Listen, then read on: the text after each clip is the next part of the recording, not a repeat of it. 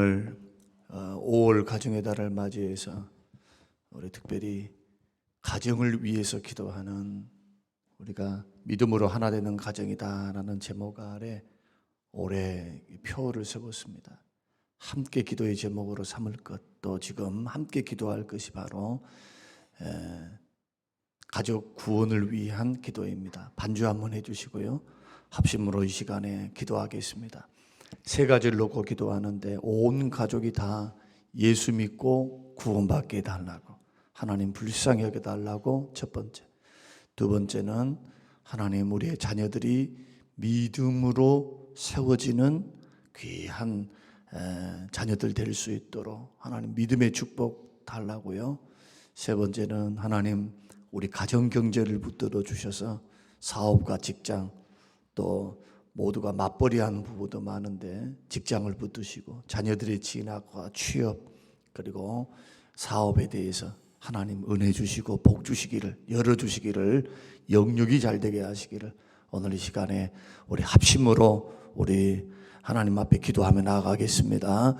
고마우신 하나님 아버지, 고맙고 감사합니다. 이 새벽에 우리를 부르사 가정으로 하나님 앞에 영광을 돌려드리며 온 가족이 예수 믿고 구원받는 명문 가문을 이루어 하나님 앞에 영광이요, 하나님 앞에 온전히 하나님 드리는 귀한 가정 되기를 원합니다. 온 가족이 믿음 안에서 하나 되게 하여 주시옵소서. 예수 앞으로 돌아오게 하여 주옵소서. 믿음이 약한 성도들이 믿음이 강한 식구들이 될 수 있도록 축복하여 주시옵소서. 구원하시고 은혜 베풀어 주시기를 간절히 원합니다.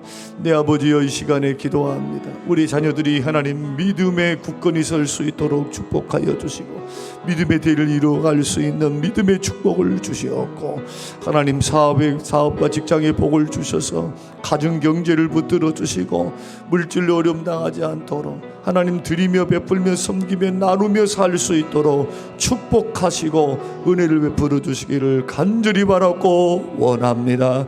하나님 아버지 중심을 드립니다. 자녀들의 진학과 취업과 결혼의 문제, 그리고 다음 세대가 믿음으로 세워지는 문제 하나님 앞에 간절히 구하오니 하나님 붙들어 주시옵소서. 하나님 은혜 베풀어 주시옵소서. 하나님 세워 주시옵소서. 내 아버지여, 이 나라와 이 민족을 불쌍히 여기시고 이 세대를 불쌍히 여겨 주셔서 주 안에서 회복되는 부흥하는 세대가 될 수 있도록 축복하여 주시옵소서. 아버지 하나님 고맙고 감사합니다. 특별한 날을 기념하여 하나님 앞에 예배하며 기도하게 하시고, 특히 가정의 믿음의 문제, 경제의 문제, 다음 세대가 믿음으로 살아갈 문제에 대해서 엎드려 기도하는 부모 되게 하심을 감사합니다. 영혼이 잘된 같이 범사가 잘되고 강건하도록 축복하여 주시옵소서. 하나님 앞에 특별한 일에 감사로 물질 드리는 귀한 두 분의 권사님의 삶이, 가정이 복되도록 축복해 주시기를 예수님 이름으로 기도합니다. 아멘. 저는 오늘 본문의 말씀을 통해서 나는 누구 편인가 라는 제목으로 함께 말씀을 나누겠습니다. 여러분의 인생살이 속에서 여러분은 누구 편이십니까? 혹시 자식 편이십니까? 남편이 내 편입니까? 아니면 자기가 자기 편? 어떤 의미에서는 신앙생활을 하면서도 세상 편인 분도 있어요. 마음이 세상으로 기울어진 분도 있고, 또 어떤 분들은 자기가 중심이 되어서 자기 편인 분도 있고, 어떤 분들은 자식이면은 사죽을 못 쓰는 분들이 있어요. 한번 그것을 점검해 보면서 오늘 본문의 말씀을 통해서 나는 전능하신 하나님 앞에서 누구 편으로 지금 살아가고 있는지 그 부분을 점검하시는 귀한 시간이 되시기를 바랍니다. 모세가 하나님의 명령대로 오늘 본문의 말씀 보면은 바로 앞에 서게 됩니다. 그래서 오늘 1절의 말씀 보면은 그 후에 모세와 아론이 바로에게 가서 이르되 그랬습니다. 하나님의 명령을 받고 바로에게 나아간 겁니다. 그리고 하나님이 말씀하신 대로 이스라엘 백성들을 종 삼았던 이스라엘 백성들을 자유롭게 놓아줄 것을 요구합니다. 그런데 상황은 모세가 기대하는 대로 흘러가지 않습니다. 모세는 하나님의 명령이라고 하면 자기에게 나타나신 그 기적의 하나님, 능력의 하나님이기 때문에 하나님이 도우셔서 하나님이 역사하셔서 바로가 그 말을 들을 줄 알았어요. 그런데 그 예상과는 달리 바로는 오히려 여전히 기세가 등등합니다. 성경은 그것을 마음이 강팍했다 그렇게 말을 합니다. 게다가 자유를 주는 대신에 더 혹독한 노동을 부과합니다. 그러니까 이제 바로도 모세 말을 듣지 않지요. 백성들은 처음에는 희망을 가졌습니다. 여호와라고 하신 조상의 하나님이 너희를 구출시킨단다. 모세가 백성들에게 그 말을 하니까 백성들은 굉장히 희망에 차 있었는데 오히려 또 돌아온 것은 뭡니까? 하나님 말씀대로 하고 모세의 뜻대로 했더니 돌아온 것은 혹독한 노동입니다. 그러니까 원망 불평이 확 일어나는 거예요. 원망 불평이. 모세 입장에서 생각해 보면 진퇴양난이죠. 자신이 한 것은 무엇밖에 없습니까? 하기 싫다는 거. 나 못합니다. 나 말도 못하고 난 이것도 못하고 저것도 못하니까 나 쓰지 마시고 다른 사람 보내라고 하나님 앞에 그렇게 부탁했는데 아니라고. 하나님 뭐라고 말합니까? 니라고. 니밖에 없다고. 나는 반드시 너를 쓰겠다고. 그래서 하나님 앞에 이제 말씀에 순종해서 마음을 가다듬고 나아가는데 돌아온 것은 뭐다고요? 더 큰 고난이었다는 거예요. 근데 여기에서 모세의 행보가 굉장히 중요합니다. 물론 하나님 이르라고 나를 보냈습니까? 하나님 이르라고 나를 보냈습니까? 하나님 앞에 질문하기도 했지만 그러나 모세는 사역을 포기하지 않습니다. 모세는 뭘 하느냐? 오늘 본문 말씀 5절의 말씀을 붙잡습니다. 자, 5절의 말씀 같이 한번 읽겠습니다. 시작.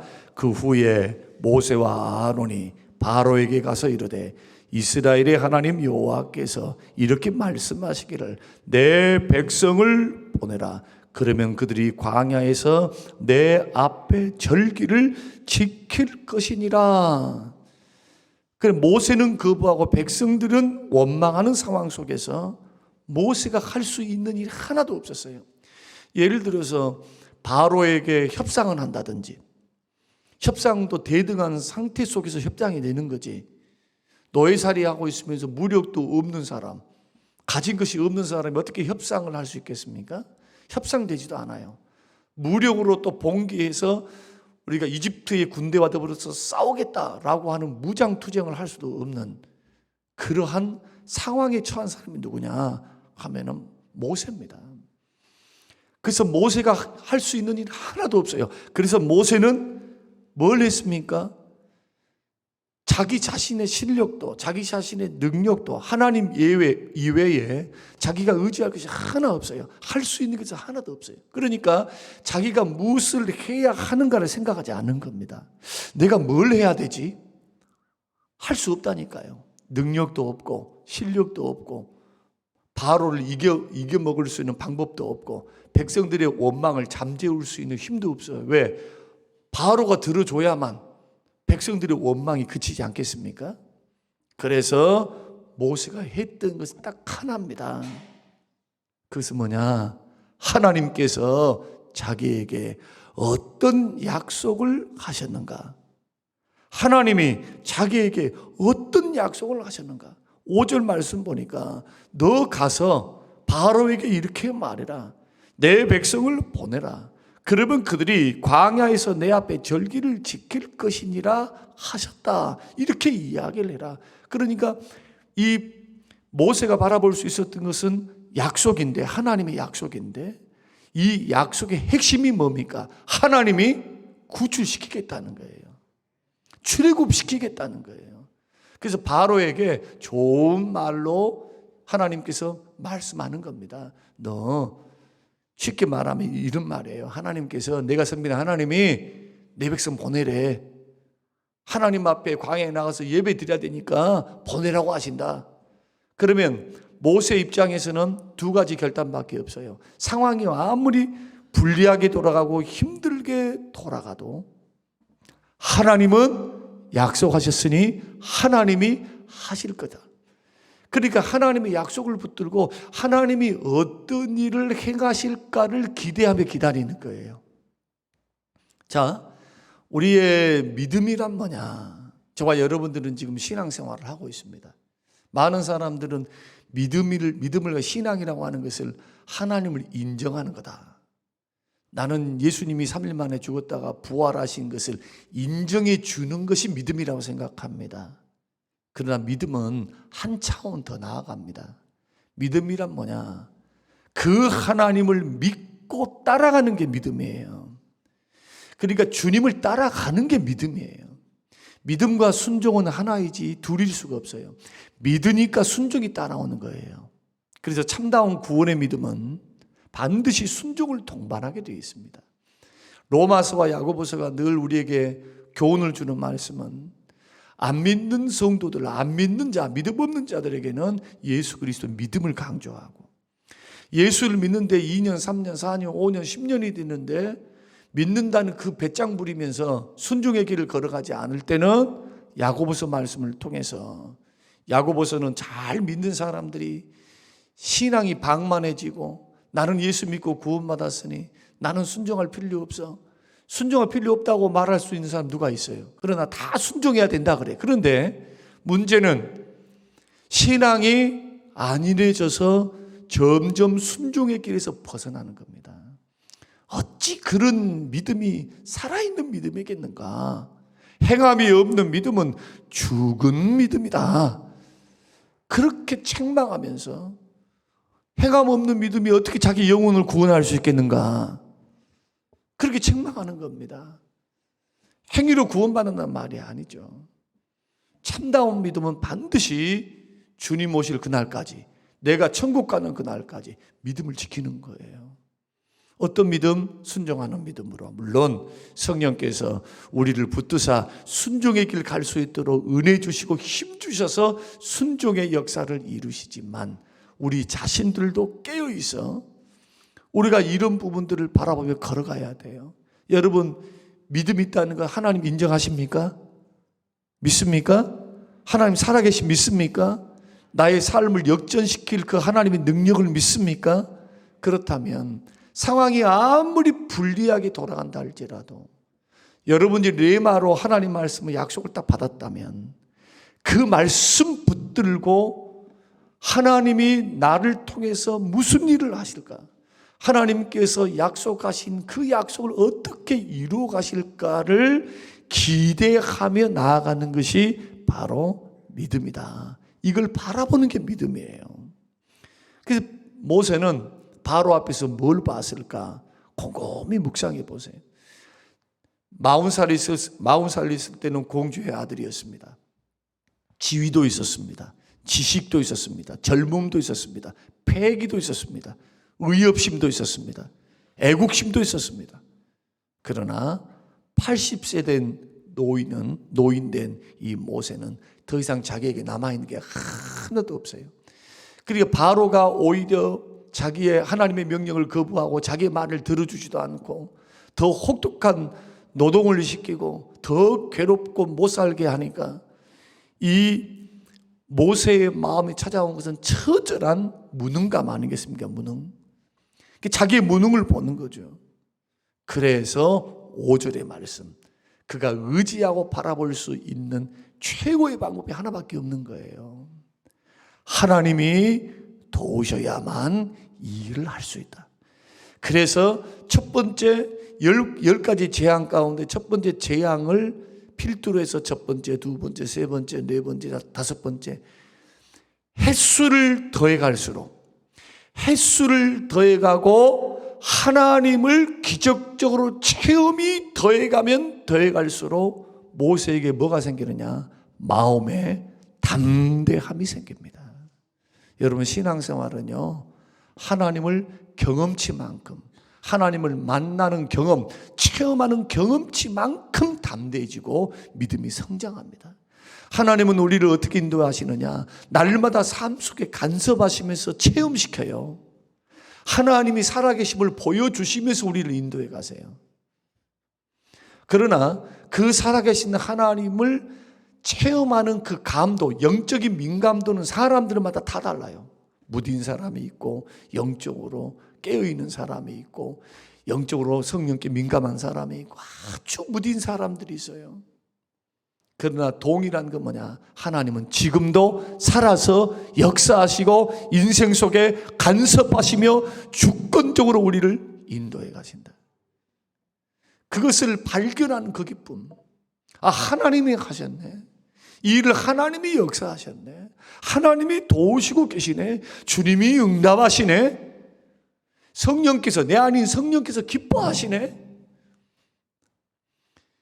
이런 하나님을 경험한 것만큼 믿음도 담대해지고 신앙도 성숙해지고, 이런 사람들이 이제 상황이 불리하게 돌아간다 할지라도, 상황이 불리하게 돌아간다 할지라도 하나님의 약속은 반드시 이루심을 믿기 때문에 주를 바라보고 신뢰함으로 인내하며 견딜 수가 있어요. 오늘 나는 누구 편인가? 여러분, 믿음의 길을 걸어갈 때 기억하십시다.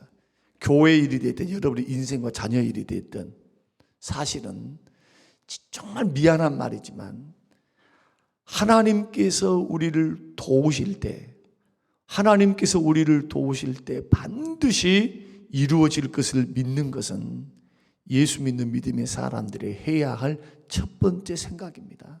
하나님이 도우시면 할 수 있다. 내게 능력 주시면 나는 가난에도 이길 수 있고, 또한 부함에도 이길 수 있고, 주님이 도우시면은 이 모든 것을 할 수 있다는 믿음을 전제로 해서 그 다음에 우리의 노력이 들어가야 돼요. 열심히 공부하고 열심히 사업하고 하나님의 지혜를 구하고 뛰고, 지혜를 구하면서 은혜를 구하면서 하나님 열어주심을 바라보면서 사람 만나게 해주실 것을, 일거리 주실 것을, 직장 생활에 승리할 수 있을 것을 자꾸 구하면서 나아가면, 여러분, 그 곳이 어떤 곳이 됩니까? 하나님과 동행하는 곳이 되는 거예요. 여러분, 교회에서 기도만 하는 게 동행이 아니고 선교만 하는 게 동행이 아니라 사업을 하면서 주님과 동행하시기를 주의 이름으로 축원합니다. 사업을 하면서, 직장 생활을 하면서, 일상 생활을 하면서 주님과 동행하세요. 주님을 만나는 기회가 돼야 돼요. 그러기 위해서는 아무리 상황이 불리하게 돌아간다 할지라도 하나님의 약속은 반드시 이루어진다. 그래서 상황이 불리하게 돌아갈 때도 누구를 바라봐야 됩니까? 약속하신 하나님을 바라보는 거. 그래서 하나님 편이라는 거예요. 세상에서 다 세상 편 먹으면서, 아, 세상 일은 세상적으로 하는 거야. 가족 일은 가정적으로 하는 거야. 교회 일은 교회에서 하는 거야. 만약에 이런 식으로 믿고 있다면 빨리 신앙생활을 뜯어 고치셔야 돼요. 여러분들은 이중 플레이 하는 겁니다. 여러분의 신앙생활은 이중적이에요. 이것을 하나님이 기뻐하실 리가 없습니다. 이분법적으로 만약에 신앙생활을 그렇게 나간다면 하나님은 우리의 온전한 주님이 될 수가 없습니다. 온 우주 만물을 창조하신 주인이 하나님이신데 하나님을 교회 안에만 가다 두면 어떻게 돼요? 세상에서도, 직장에서도, 자녀 문제에 있어서도, 사업 문제에 있어도 그것을 주관하시고 역사를 실행하시고 주관하시고 인도하시는 분이 하나님이신데, 그래서 성경을 배우는 겁니다. 이렇게 예수님을 믿어가 보세요. 그러면 눈에 보이지 않았던 하나님이 보이기 시작해요. 여러분이 하나님을 느끼지 못했던 그 하나님이 점점 내 삶 속에서 일하심을 보게 된다니까요. 여러분, 하나님은 인격의 하나님이심을 여러분 믿으시기 바랍니다. 하나님 인격의 하나님이에요. 그래서 사모하는 자에게 은혜를 베푸시는 거예요. 그냥 주려면 주고 말라면 말라 이런 자에게 주는 게 아니라 간절히 사모하고 하나님의 뜻을 구하고 말씀을 읽고 그 말씀과 더불어 걸어가기를 원하는 자에게 길을 열어주시고 깨닫게 하시고 성령의 은혜를 주시면서 더 깊은 은혜의 길, 더 깊은 축복의 길로 우리를 인도하신다. 마찬가지로 하나님의 일은 100% 하나님의 능력으로 이루어지는 것을 믿으시길 바랍니다. 우리는 도구예요, 도구.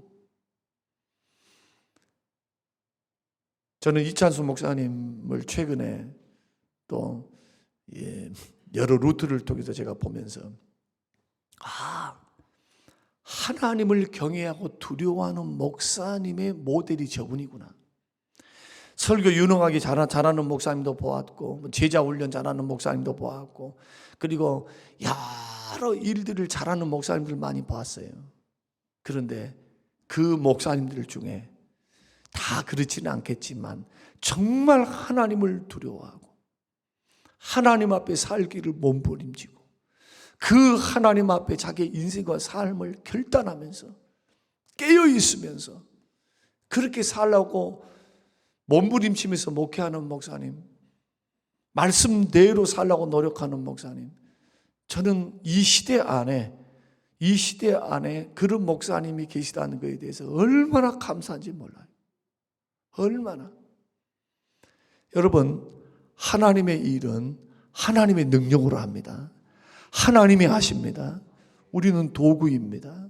도구는 도구답게 상황이 불리해도 하나님은 전능하시고 하나님이 뜻을 두시면 반드시 이루기 때문에 그 하나님을 신뢰함으로 걸어가면 홍해도 갈라지는 겁니다. 여리고 성도 무너지는 거예요. 오늘날 우리들이 기적이 없다 그러는데 인본주의적인 신앙으로 기적이 없어요. 그런 분들이 있어요. 기적은 잘 일어나지 않으니까 기적입니다. 그러나 우리의 인생과 삶 속에서 하나님은 사람을 이용하시고 환경을 변화시키시면서 때로는 사람도 아니고 환경도 아니면 내 마음을 변화시키십니다. 고난과 어려움 속 내 마음, 시각을 세상적인 시각에서 하나님을 바라보게 해서 오히려 우리로 하여금 고난을 이기게 하십니다. 높으신 하나님의 생각, 그 깊으신 뜻을 우리는 다 알 수 없어요. 그러나 한 가지는 분명합니다. 하나님은 살아서 역사하신다. 그러므로 나는 세상 편이 돼서도 안 되고 사람 편이 돼서도 안 되고 심지어 내 편이 돼서도 안 되고 하나님이 나를 쓰시고자 작정하셨고 이 땅에 사명을 주셨기에 나는 철저히 하나님 중심으로 하나님 편에 서서 약속하신 말씀을 다 붙들고 상황 환경이 어렵고 힘들 때 다른 데 신경 쓰지 말고 하나님 말씀 다 붙들고 사업도 하고 그 말씀 붙들고 기도하면서 하나님 열어달라고 몸부림치면서 주를 신뢰함으로 여러분 담대히 나아가면 모세 일생이 어떻게 됐습니까? 첫 번째 고비를 넘깁니다. 두 번째 고비가 있습니다. 몇 번째까지 있었습니까? 9번째 고비까지 있었어요. 왜? 9번까지 뭘 합니까? 한다 해놓고 안 한다는 거예요. 한다 해놓고 안 해. 얼마나 지치겠습니까? 백성들은 어떻게 생각하겠습니까? 아이고 저 모세가 말한 거 봐봐. 바로가 아무리 우리를 놓아 죽었어. 8번 그랬어. 9번 그랬어. 근데 하나님은 반드시 하나님 일하신 때가 있어요.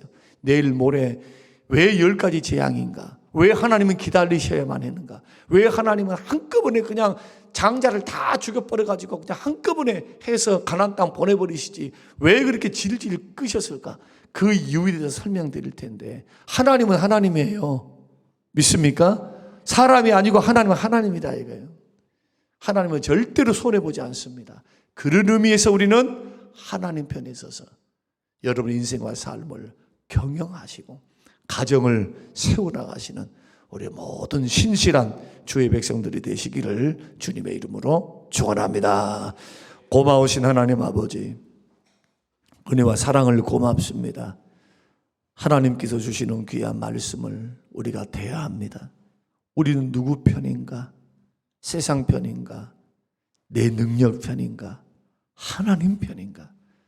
세상 만물의 주인 되신 그 주님의 말씀을 붙들고 약속의 말씀은 반드시 이루어짐을 믿고 하나님 편에 서서 당당하게 세상과 맞짱을 뜨게 하시고 세상의 상황이 환경이 불리하게 돌아간다 할지라도 내 하나님은 실패하지 아니하시고 반드시 승리케 하시오니 그 길을 따라 걸어가는 승리하는 믿음의 백성들 될 수 있도록 축복하여 주시옵소서. 낙심과 절망을 물리치게 하여 주시고 기대와 소망으로 주 앞에 나가게 하옵소서. 감사드리며 예수님 이름으로 기도합니다. 아멘.